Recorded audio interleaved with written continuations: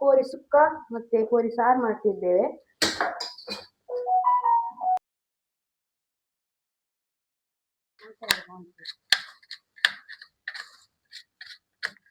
ಕೋರಿ ಸಾರದ್ದು ಮಸಾಲ ಹಾಕಿದ್ದೇನೆ. ಏನೆಲ್ಲ ಹಾಕಿದ್ದೀರಾ ಮೇಡಮ್ ಅದಕ್ಕೆ? ಎಂತ ಇಲ್ಲ ಸರ್, ನೋಡಿ ಅದರಲ್ಲಿ ಕಾಣ್ತದೆ ನೋಡಿ. ಮೆಣಸು ಮತ್ತೆ ಒಂದು ಈರುಳ್ಳಿ ಮತ್ತೆ ಕೊತ್ತಂಬರಿ, ಜೀರಿಗೆ ಮತ್ತೆ ನಮ್ದು ಗರಂ ಮಸಾಲ ಪ್ಯಾಕೆಟ್ ಅನ್ನು ಹಾಕಿದ್ದೇನೆ. ಪ್ಯಾಕೆಟ್ ಅದು ಒಳಗಿದ್ದದ್ದು, ಪ್ಯಾಕೆಟ್ ಅಲ್ಲ. ನಾವು ಸಾರದ್ದು ಸಹ ಸುಕ್ಕದ್ದು ಒಟ್ಟು ಫ್ರೈ ಮಾಡ್ತಾ ಇದ್ದೇನೆ. ಮತ್ತೆ ಸಾರಿಗೆ ತೆಂಗಿನಕಾಯಿ ಅಲ್ಲದು? ತೆಂಗಿನಕಾಯಿ, ಯಾಕಂದ್ರೆ ಸಾರಿಗೆ ಸ್ವಲ್ಪ ಸಾಕು, ಜಾಸ್ತಿ ತೆಂಗಿನಕಾಯಿ ತಿನ್ನಬಾರ್ದು. ಅದನ್ನು ಹಾಕಬೇಕಿತ್ತು, ನನಗೆ ಸ್ವಲ್ಪ ಶಾರ್ಟ್ ಮೆಮೊರಿ ಆಗಿದೆ.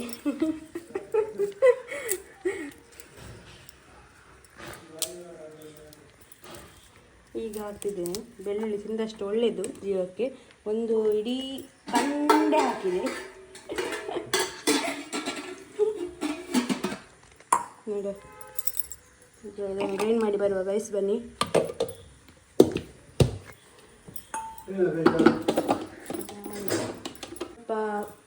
ಪ್ರಭಾವದಿಂದ ಫುಲ್ಲು ಲೀಕ್ ಆಗಿದೆ ಮಸಾಲ. ಇನ್ನು ಸ್ವಲ್ಪ ಗ್ರೈಂಡ್ ಮಾಡಿದರೆ ಒಳ್ಳೆಯದು.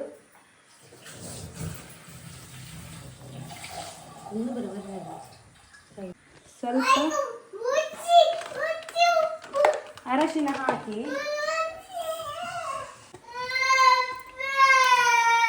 ಶುಂಠಿ ಬೆಳ್ಳುಳ್ಳಿ ಪೇಸ್ಟ್ ಹಾಕ್ಬೇಕಿದೆ. ಉಪ್ಪು,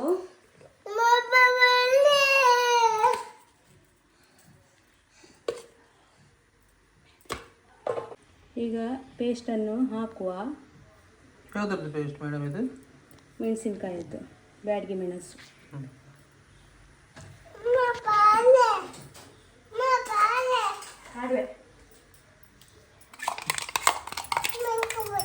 ನೀವು ಆದಷ್ಟು ನೀರನ್ನು ಸೇರಿಸದೆ ಮಾಡಿದರೆ ಒಳ್ಳೆಯದು. ಅಂದರೆ ಈಗ ಮಿಕ್ಸ್ ಮಾಡುವಾಗ, ಯಾಕಂದರೆ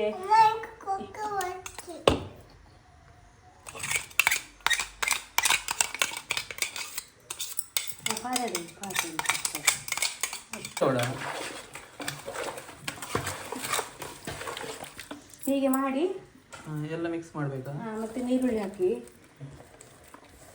ನಾನು ಎಂತ ಮಾಡ್ತಿದ್ದೇನೆ ಅಂದರೆ, ಎಲ್ಲ ನೀವು ಕೋಳಿ ಒಟ್ಟಿಗೆ ಬೇಯಿಸಿ ಅದಕ್ಕೆ ಸ್ವಲ್ಪ ಸಾರಿಗೆ ತೆಗೀರಿ. ಇದರಲ್ಲೇ ಒಟ್ಟಿಗೆ ಬೇಯಿಸ್ತದೆ.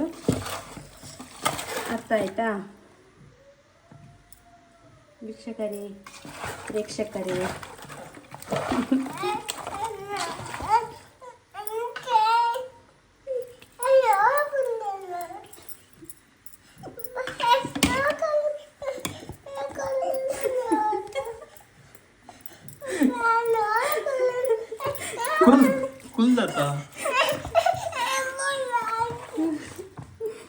ಔಟ್ಸೈಡ್ ಮಾಡ್ತಾ ಇದ್ದೆ.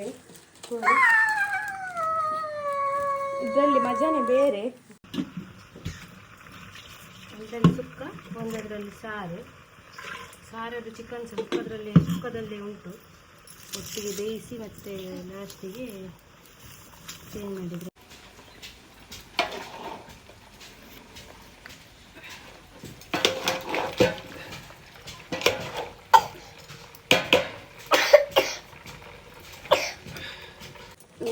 ಒಂದು ನಿಮಿಷದ ನಂತರ ಮತ್ತೆ ನೀವು ಮಸಾಲೆ ಸೇರಿಸ್ಬೋದು.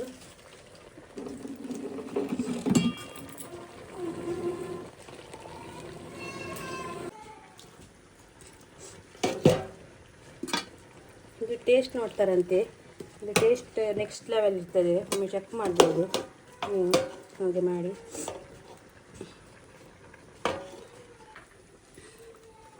ಈಗ ಹುಡಿ ಸೇರಿಸುವ.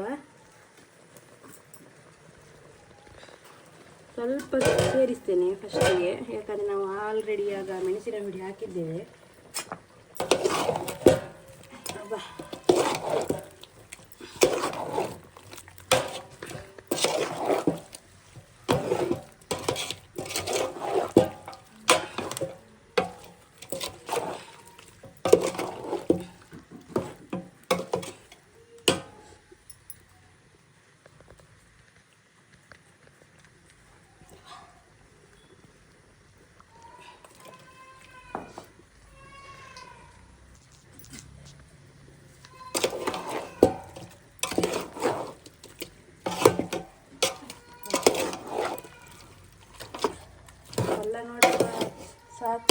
ಮೆಣಸಿನಕಾಯಿ.